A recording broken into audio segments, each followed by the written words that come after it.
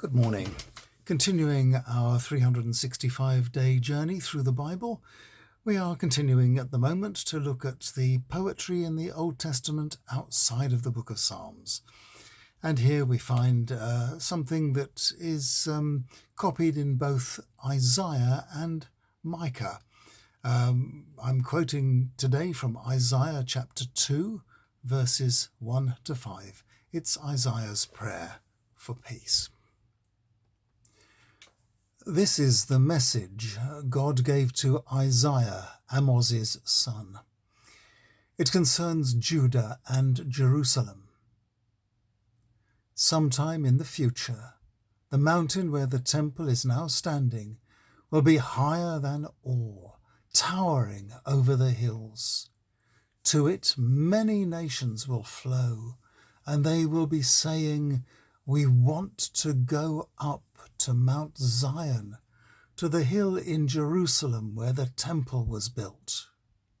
This is the temple of Israel's God. He will teach us how to behave. We will then walk in pathways he has chosen." Yahweh's teaching emanates from Jerusalem. From Zion he speaks to his people. Yahweh will settle the disputes that divide great nations. They will hammer their swords into ploughs. They will make their spears into pruning knives. Never again will nations go to war or even prepare for battle. So now, you descendants of Jacob, it is the time to go forward in the light which Yahweh has given us.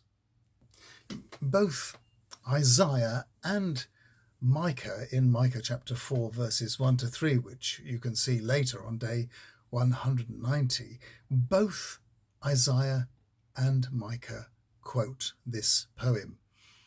During the long period from the fall of Israel in 722 BC to the New Testament period, ending with the toleration of Christianity in the Roman Empire in 313 AD, the tides of fortune drove both Christianity and Judaism underground for long periods.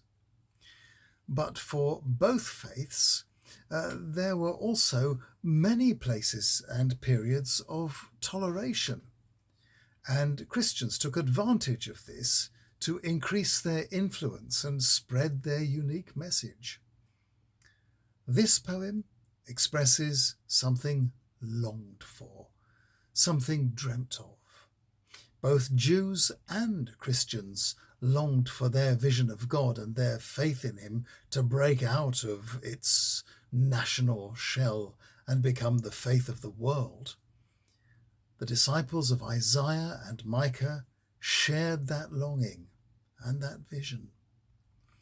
Here it is expressed in terms of the Jerusalem temple becoming a place of pilgrimage for all peoples, who are said to desire and long for God's presence and his teachings.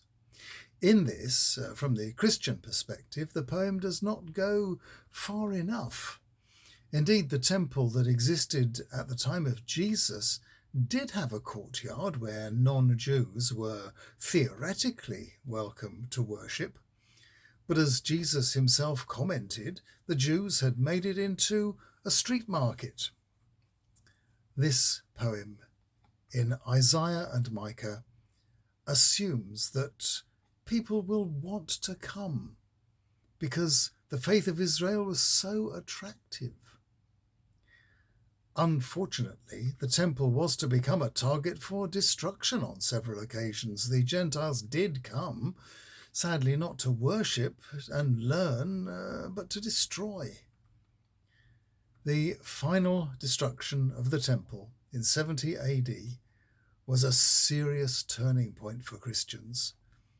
The centre of the faith was no longer a geographical location, but a living word that was being spoken wherever the faithful, each of them a temple of the Spirit, went. Instead of waiting for the Gentiles to come in, The church went out to them instead, and went early. Meanwhile, today, we still await the days of peace, and the vision of a peaceful human race still remains a vision and a future hope.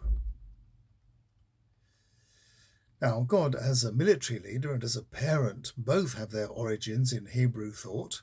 And tomorrow we have a departure. Tomorrow, from the prophet Hosea, we have a love song, comparing God's love to that of a husband for his wife. See you tomorrow.